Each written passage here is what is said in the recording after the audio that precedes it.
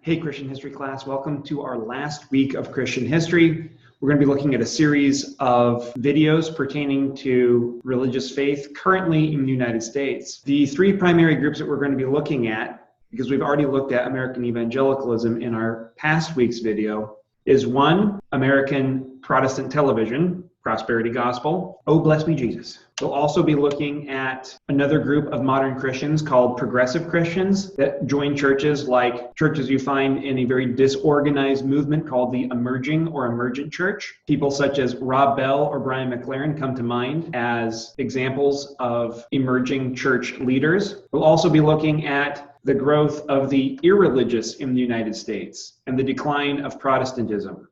Members of Gen Z, your generation, or the millennial generation, my generation, tend to do one of four things if they've grown up in an evangelical or religious household.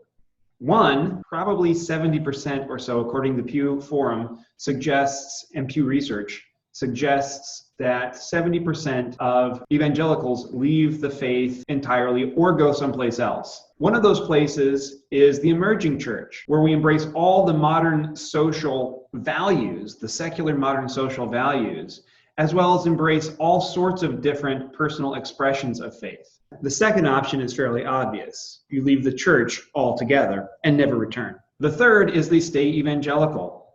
About 30% remain in the evangelical church. And then the fourth, and this is one I don't have a video on, is one where evangelicals or American Christians find religion in traditional churches, the Orthodox Church, the Roman Catholic Church, High Church Lutheranism, High Church Anglicanism.